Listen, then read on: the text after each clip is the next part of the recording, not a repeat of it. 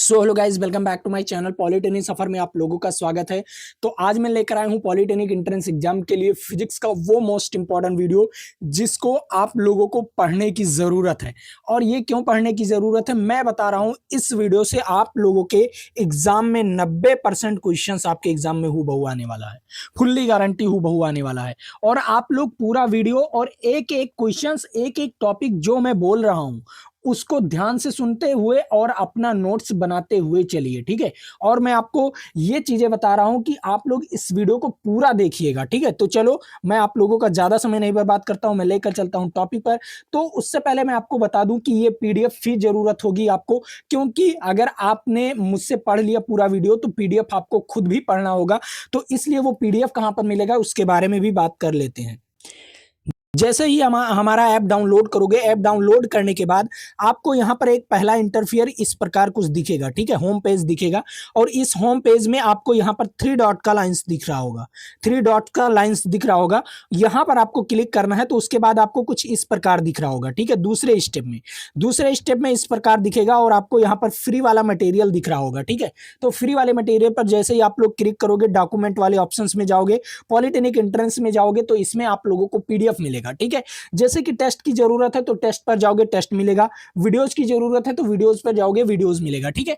तो ये रहा आपके लिए कहां पर पीडीएफ मिलेगा, कहां पर टेस्ट मिलेगा और कहां पर वीडियोज। अब शुरू करते हैं वीडियोज को सिंपली। अब आता है आपके सामने पहला नंबर क्वेश्चंस, और इस पहले नंबर क्वेश्चंस को आपको ध्यान से पढ़ना है और इसका जवाब ध्यान से देना है। देखो ये क्वेश्चंस कह रहा है, किसी वस्तु का संवेग दुगना करने के लिए क्या करना होगा। अगर संवेग को दुगना करना है तो क्या करना होगा, ये चीज बता दो। अगर संवेग को दुगना करना है तो सिंपल आपको कुछ नहीं करना है। सिंपल आपको P बराबर क्या होता है, एम बी होता है। क्या होता है, P बराबर एम बी होता है। तो इसमें देखो, अगर m को दुगना कर दोगे तो वैसे ही ऑटोमेटिक क्या हो जाएगा, संवेग दुगना हो जाएगा। अगर v को दुगना कर दोगे तो भी ऑटोमेटिक, b को दुगना करके m को वैसे स्थिर रहने दो तो भी आपका ऑटोमेटिक क्या हो जाएगा, संवेग दुगना हो जाएगा। अब इनमें में से कोई एक पॉइंट आपको चूज करना है। तो देखो क्या कह रहा है, वेग को दुगना कर देंगे, द्रव्यमान को आधा कर देंगे, गलत हो जाएगा, ठीक है। अगर द्रव्यमान को आधा कर दोगे तो संवेग भी आधा हो जाएगा, ठीक है। और वेग को आधा कर देंगे, वेग को आधा करोगे गलत हो जाएगा, ठीक है। वेग भी गलत हो जाएगा, ठीक है।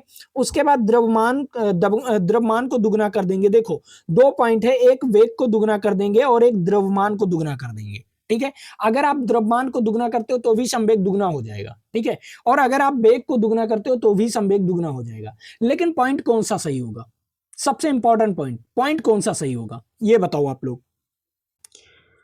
तो इसमें एक पॉइंट है, उस पॉइंट को ध्यान रखना है। देखो कौन सा पॉइंट ध्यान रखना है, देखो अगर ये बताओ, आप अगर 50 केजी के हो, ठीक है, आप अगर 50 केजी के हो तो आपका संवेग दुगना कैसे होगा ये बताओ। आपका तो द्रव्यमान स्थिर है ना, द्रव्यमान स्थिर है ना, आपका द्रव्यमान बदलता थोड़ी है। बताओ, अगर कार 100 क्विंटल का है, कितने के 100 केजी का है, अगर कार कोई 100 केजी का है तो उसका बताओ संवेग कैसे दुगना करेंगे, द्रव्यमान को दुगना करके कार को दुगना कर देंगे क्या, क्या डबल कार बना देंगे क्या। क्या अगर आप 50 केजी के हो, ठीक है, 50 केजी के हो तो आपको मैं डबल बना दूंगा क्या, क्या आपको मैं 100 किलो बना दूंगा क्या, आपका संवेग दुगना करने के लिए। बताओ, सबसे पहले यही चीज कमेंट करो, है ना। नहीं कर पाऊंगा ना, तो वही चीज मैं आपको बता रहा हूं। देखो द्रव्यमान को दुगना नहीं किया जा सकता, किसी चीज का द्रव्यमान को दुगना नहीं किया जा सकता। अगर वो सजीव रहा तो उसका दुगना कैसे करोगे, द्रव्यमान नहीं किया जा सकता ना। तो आपको क्या करना होगा, केवल वेग को दुगना करना होगा। तो यहां पर ऑप्शन सही जाएगा, वेग को दुगना करने पर, ठीक है। किसको, वेग को दुगना करने पर। ये पॉइंट है। ये देखो बहुत सारे बच्चे इससे मार कराएंगे, इस वाले ऑप्शंस को भी मार देंगे, ठीक है, इसीलिए गलत जाएगा ना। देखो कितना आसान क्वेश्चन था, कितना कंसेप्चुअल क्वेश्चन था। कंसेप्चुअल क्वेश्चन, कंसेप्ट क्लियर होना चाहिए, आपका कंसेप्ट क्लियर होना चाहिए, इसलिए मैं इस क्वेश्चन को लेकर आया, ठीक है।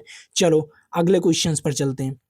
इस क्वेश्चन को देखो, सिंपल क्वेश्चन है, इसका भी कंसेप्ट क्लियर करना है आपको। देखो, यदि कोई वस्तु समान वृत्तीय गति कर रही है, वृत्तीय गति में है, तो उसका त्वरण किस दिशा में होगा। अगर समान वृत्तीय गति में है, मान लीजिए वृत्तीय गति है और समान वृत्तीय गति में है, तो उसका त्वरण किस तरफ होगा, बताओ। त्वरण किस तरफ होगा, very very very very most important, त्वरण किस तरफ होगा। तो जानते हो उसका त्वरण किस तरफ होगा? उसका त्वरण केंद्र की ओर होगा। किस तरफ होगा? केंद्र की ओर होगा। ठीक है, केंद्र की ओर होगा, ये चीज ध्यान में रखना। अगर समान वृत्तीय है ना, वृत्तीयगत हो रहा है, तो उसका त्वरण किस तरफ होगा? केंद्र की ओर होगा। किस तरफ? केंद्र की ओर होगा। तो इसका राइट आंसर क्या हो जाएगा? ए वाला ऑप्शन। ठीक है, चलो अगला क्वेश्चन। इस क्वेश्चन का जवाब दो। क्या कह रहा है ये क्वेश्चन? सिंपल क्वेश्चन है और इस क्वेश्चन का जवाब देकर आप लोग इसका उत्तर बताओ। देखो क्या कह रहा है। कह रहा है एक तरंग की आवृत्ति आपको हर्टेज इतना दिया गया है, तरंग दैर्ध्य इतना दिया गया है, तो उसका वेग क्या होगा?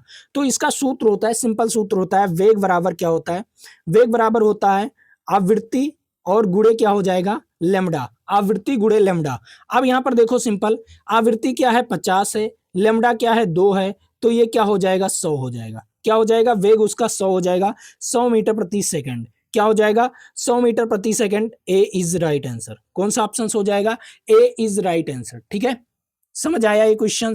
ये क्वेश्चन सिंपल समझ में आ गया होगा और अच्छा खासा समझ में आ गया होगा, और ऐसे ऐसे क्वेश्चंस की जरूरत है आप लोगों को, और ये सारे क्वेश्चंस आपको याद भी कर लेना है। ठीक है, याद नहीं, सॉरी, इसका आंसर याद नहीं करना है, इसका जो सूत्र है वो याद करना है। ठीक है, समझ में आना चाहिए ये चीज।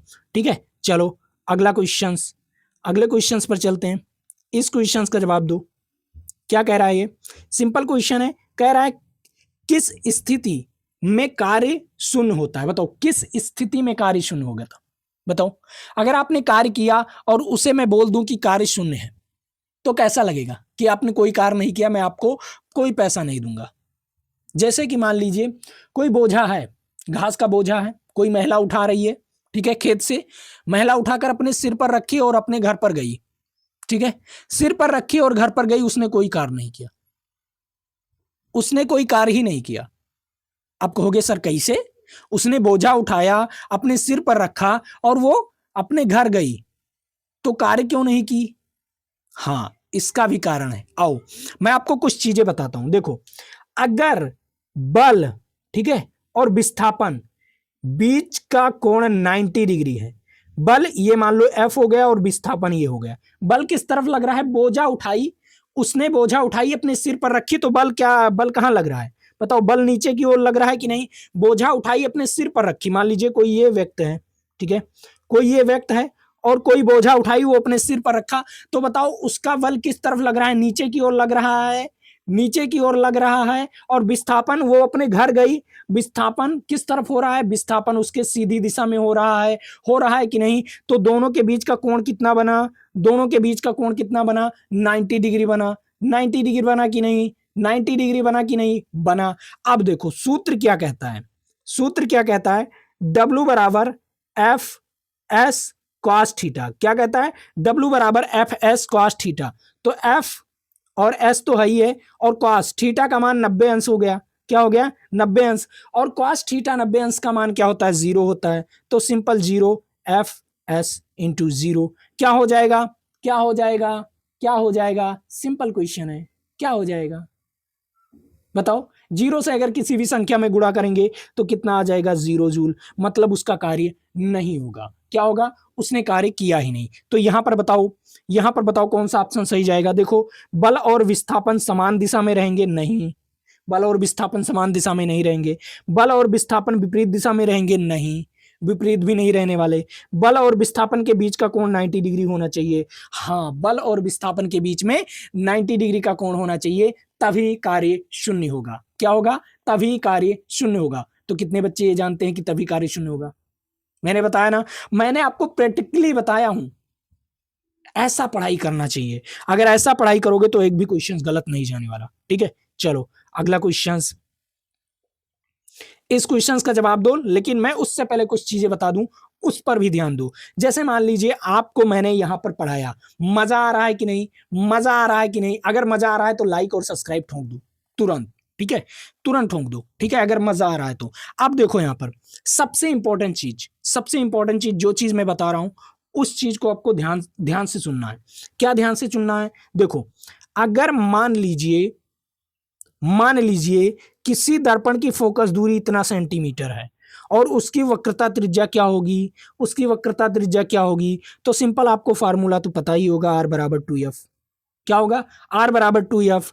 तो सिंपल है, r का मान आपको निकालना है और आपको f का मान दिया गया है 20, तो कितना हो जाएगा 40 सेंटीमीटर। कितना हो जाएगा 40 centimetre is right answer. Simple था, इतना छोटा सा सवाल नहीं लगा पाते, इतना छोटा सा सवाल यार, कंसेप्ट कुछ नहीं था इसमें। ठीक है, इस क्वेश्चंस का उत्तर बताओ, इस क्वेश्चंस का उत्तर बताओ। सभी लोग आंसर तो देख लिए, ठीक है, अब इस क्वेश्चंस का उत्तर बताओ।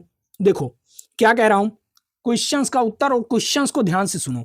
और अगर आपको मजा आ रहा है ना, तो बहुत सारे बच्चों को मैंने आपको शिखर बैच में ये सारे बहुत सारे क्वेश्चंस ऑलरेडी करा रखा हूं। मैंने शिखर बैच को इस तरह जो है मतलब बनाया हूं अपने ऐप में।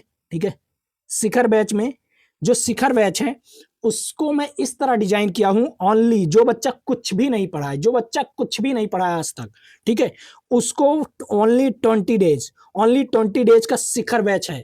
और इसी 20 डेज में मैं आपको उसे कह रहा हूं ना, गवर्नमेंट कॉलेज दिला दूंगा, चाहे वो यूपी का हो, बिहार का हो, झारखंड का हो, छत्तीसगढ़ का हो, दिल्ली का हो, कहीं का भी हो, मैं उसे गवर्नमेंट कॉलेज दिला दूंगा। इसे ऐसा डिजाइन किया गया है इस बैच को। ठीक है, तो जो बच्चे खरीदना चाहते हैं हमारा शिखर बैच, उनको क्या करना है, हमारे ऐप को डाउनलोड करना है, नीचे डिस्क्रिप्शन बॉक्स में लिंक दिया हुआ है, वहां से जाकर हमारा ऐप डाउनलोड कर सकते हो। और शिखर बैच अभी तक था 499 रुपए का। ठीक है, बट बहुत सारे बच्चों ने मेरे पास मैसेज किया, बहुत सारे बच्चों ने कहा कि सर मेरे पास इतना पैसा नहीं है, तो मैं मात्र कुछ नहीं, 49 रुपए, 49 रुपए केवल समोसा खाने भर का पैसा, बाहर निकल गए समोसा खा लिए, उतना पैसा रख दिया हूं। एक दिन ना खाओ समोसा, एक दिन खावे नहीं करो। ठीक है, और आप 49 रुपए में अपनी जिंदगी बना सकते हो। 49 रुपए में, मात्र 49 रुपए में, कुछ नहीं है यार, कुछ है ही नहीं, 49 रुपए है यार, कुछ नहीं है। जाकर शिखर बैच ज्वाइन कर लो, अभी ऑफर चल रहा है और ये लिमिटेड समय के लिए ऑफर है। ठीक है, तो चलो आज के लिए ये हो गया। ठीक है, अब मैं इस क्वेश्चन का जवाब बताता हूं। देखो क्या कह रहा है, ओम का नियम किसके बीच किससे संबंधित है या किससे संबंध में है, किसके किसके बीच संबंध होता है, बताओ ओम का नियम, बता दो सभी बच्चे। वी और प्रोपोर्शनल टू आई के क्या होता है, बी प्रोपोर्शनल टू आई किसके होता है, विभवांतर धारा के, विभवांतर धारा के, विभवांतर धारा के। ठीक है, क्या होता है, विभवांतर धारा के। लेकिन जैसे ही प्रोपोर्शनल टू चिन्ह हटता है तो यहां पर बराबर आ जाता है और आई और आर आ जाता है। तो किससे संबंधित है, धारा, वोल्टेज और प्रतिरोध। किससे, धारा, वोल्टेज और प्रतिरोध इज राइट आंसर। ठीक है, सभी को समझ में आया, सभी को समझ में आया, ये चीज समझ में आ गया, वेरी वेरी मोस्ट इंपॉर्टेंट। ठीक है, चलो अगला क्वेश्चंस, यहां पर इस क्वेश्चंस का जवाब बताओ। ये भी क्वेश्चंस आपके लिए इंपॉर्टेंट है। क्या कह रहा है, यदि किसी गैस का ताप स्थिर रखा जाए और उसका दाब आयतन के साथ कैसे बदला जाता है, बताओ। अगर ताप को स्थिर रखा जाए तो आयतन के साथ कैसे बदलेंगे, बताओ कैसे बदलेंगे, उसका दाब आयतन के साथ कैसे बदलेंगे, बता दो सभी बच्चे, वेरी वेरी मोस्ट इंपॉर्टेंट। तो देखो यहां पर क्या होगा, उसका दाब आयतन के साथ कैसे बदलेंगे। देखो जो उसका दाब होगा वो क्या होगा, वो क्या होगा, प्रोपोर्शनल टू वी, क्या होगा, व्युत्क्रमानुपाती होगा। ठीक है, क्या होगा, व्युत्क्रमानुपाती होगा। इसका राइट आंसर क्या हो जाएगा, तभी उसका, जैसे मान लो अगर उसका दाब बढ़ाना है, ठीक है, दाब बढ़ाना है तो आयतन को घटा दो, और अगर दाब को घटाना है तो आयतन को बढ़ा दो, बस सिंपल, उसका दाब बढ़ जाएगा। ठीक है, सिंपल है, कुछ नहीं है इसमें, लॉजिक था सिंपल, कुछ नहीं था। ठीक है, चलो अगला क्वेश्चंस, इस क्वेश्चंस को देखो, ये भी क्वेश्चंस आपके लिए वेरी वेरी मोस्ट इंपॉर्टेंट। क्या कह रहा है, विद्युत शक्ति का एसआई मात्रक क्या होता है, विद्युत शक्ति का एसआई मात्रक वाट होता है। क्या होता है, विद्युत शक्ति का एसआई मात्रक वाट होता है, जूल होता है कार्य का मात्रक, वर्क का मात्रक। ठीक है, और वोल्ट होता है विभवांतर, विभव का मात्रक। ठीक है, एम्पियर होता है धारा का मात्रक। ठीक है, कोई दिक्कत, ये चारों ऑप्शंस आपको पता चला। ठीक है, चलो अगला क्वेश्चंस, इस क्वेश्चंस को देखो, सिंपल, बहुत मजा आएगा अब क्लास में। देखो क्या कह रहा है, किस लेंस की शक्ति इतना है, किसी लेंस की शक्ति इतना है तो उसकी फोकस दूरी क्या होगी। अगर शक्ति उतना है तो फोकस दूरी क्या होगी, सिंपल मीटर में बताना है। तो देखो फोकस दूरी एफ बराबर क्या होगा, 1/p। बस आपको इसी को लगा लेना है। तो यहाँ पर देखो 1/2, 1/2 को हम 0.5 मीटर लिख देंगे। क्या लिख देंगे, 0.5 मीटर इज राइट आंसर। कौन सा ऑप्शन, ए वाला ऑप्शन इज राइट आंसर। ठीक है, कितना सिंपल, सूत्र आपको पता होना चाहिए। ये रहा मीटर वाला सूत्र, और सेंटीमीटर वाला सूत्र आपका क्या हो जाएगा, एफ बराबर क्या आएगा, ये सेंटीमीटर वाला सूत्र हो जाएगा। ठीक है, सिंपल, दोनों सूत्र आपको याद होना चाहिए। चलो अगला क्वेश्चंस, इस क्वेश्चंस का जवाब बताओ। इस क्वेश्चंस का जवाब बताओ, क्या कह रहा है? किसी वस्तु पर कोई बाह्य बल नहीं लगता तो वह किस नियम का पालन करता है? बताओ, अगर किसी वस्तु पर बाह्य बल नहीं लगता तो वह किस नियम का पालन करता है? सभी बच्चे एक बार बता दो, वेरी वेरी मोस्ट इंपॉर्टेंट, सभी बच्चे एक बार बता दो, वह किस नियम का पालन करता है? वह नियम का पालन करता है न्यूटन का प्रथम नियम। ठीक है, वो क्या करता है, अगर बाह्य बल नहीं रहेगा तो वो चलता रहेगा, बस चलता रहेगा, चलता रहेगा, चलता रहेगा, चलता रहेगा। ठीक है, तो वो न्यूटन के प्रथम नियम का पालन करता है। ठीक है, चलो अगला क्वेश्चन, इस क्वेश्चन को देखो, सिंपल क्वेश्चन है। कह रहा है ध्वनि तरंग किस प्रकार का तरंग है? जो ध्वनि तरंग है होता है, ध्वनि तरंग अनुदैर्ध्य तरंग होती है। कौन सी तरंग होती है? अनुदैर्ध्य तरंगे होती हैं। बी वाला ऑप्शन इज राइट आंसर। ठीक है, अगला क्वेश्चन, इस क्वेश्चन को देखो, क्या कह रहा है? किसी वस्तु की गतिज ऊर्जा किस पर निर्भर करती है? गतिज ऊर्जा का फार्मूला होता है, काइनेटिक एनर्जी का फार्मूला होता है half M V square. V पर और एम पर निर्भर करता है, द्रव्यमान और वेग दोनों पर निर्भर करता है। तो इसका राइट आंसर हो जाएगा सी वाला ऑप्शन। ठीक है, समझ आया? इसका राइट आंसर हो जाएगा सी वाला ऑप्शन। मजा आ गया ना अच्छी तरीके से? ठीक है, चलो अगला क्वेश्चन, इस क्वेश्चन को देखो, क्या कह रहा है? यदि दर्पण में प्रतिबिंब वास्तविक और उल्टा है, ठीक है, क्या है? यदि दर्पण का प्रतिबिंब वास्तविक एवं उल्टा है तो कौन सा दर्पण होगा? अवतल दर्पण होगा। कौन सा दर्पण होगा? अवतल दर्पण होगा। ठीक है, इसका राइट आंसर वी वाला ऑप्शन। कितने बच्चे जानते थे? चलो अगला क्वेश्चन, इस क्वेश्चन को देखो, क्या कह रहा है? विद्युत धारा का प्रवाह किसके कारण होता है? विद्युत धारा का प्रवाह किसके कारण? इलेक्ट्रॉन के प्रवाह के कारण। जो विद्युत धारा प्रवाह होता है उसमें इलेक्ट्रॉन प्रवाह करती है। ठीक है, मान लीजिए धारा अगर इस तरफ बह रहा है तो इलेक्ट्रॉन इस तरफ बहेगा। ठीक है, उल्टा बहता है, धारा और इलेक्ट्रॉन आपस में उल्टा बहते हैं। ठीक है, समझ आया?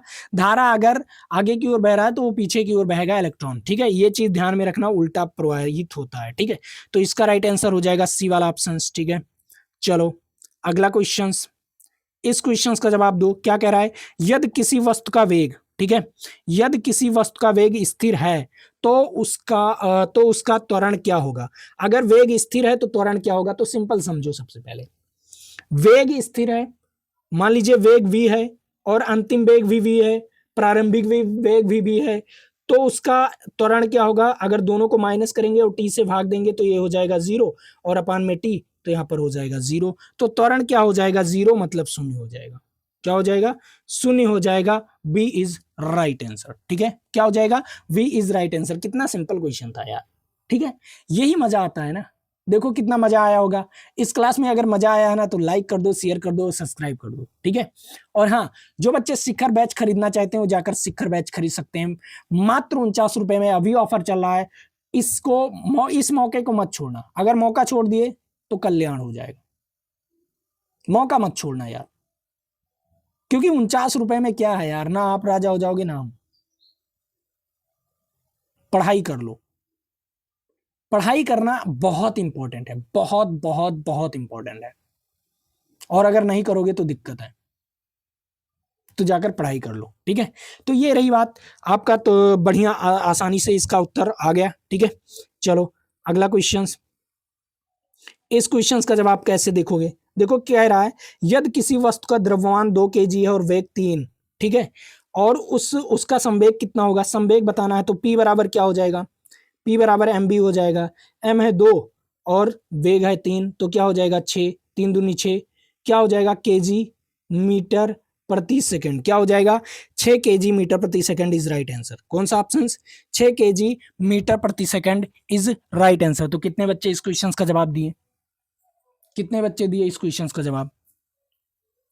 सभी को मालूम था क्या? सूत्र मालूम था क्या? अगर सूत्र मालूम था तो आसानी से लग गया होगा। ठीक है, और अगर नहीं मालूम था तो कोई दिक्कत नहीं। ठीक है, चलो अगला क्वेश्चन, इस क्वेश्चन का जवाब दो। क्या कह रहा है? यदि किसी वस्तु की गतिज ऊर्जा 4 गुनी हो जाए तो उसका वेग कितना हो जाएगा? सिंपल देखो, अगर किसी वस्तु का गतिज ऊर्जा 4 गुना होता है, ठीक है, तो वेग प्रोपोर्शनल टू v स्क्वायर के होता है।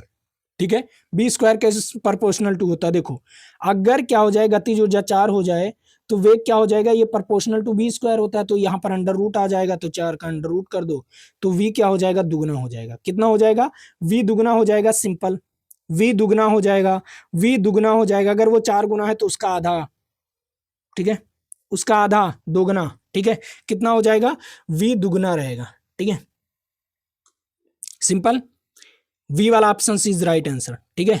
चलो अगला क्वेश्चन, आप कहोगे सर ये तो 4 का आधा हो गया है ना, 4 का आधा हो गया है ना, लेकिन यहीं पर अगर कह दे 16, अगर उसका गतिज ऊर्जा 16 गुना है तो वी क्या हो जाएगा बताओ, तो वी स्क्वायर यहाँ पर अंडर रूट लग जाएगा, तो 16 का अंडर रूट करोगे तो 4, तो 4 तो नहीं है ना 16 का दुगना।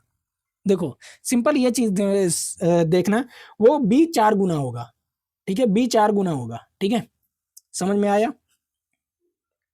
अगर उसका उसका गतिज ऊर्जा, उसकी गतिज ऊर्जा अगर 16 गुनी होगी तो वी 4 गुनी हो जाएगी, ठीक है, बट अगर उसकी गतिज ऊर्जा 4 गुनी है तो उसका वी दुगना हो जाएगा, ठीक है, समझ में आ गया होगा ये चीज।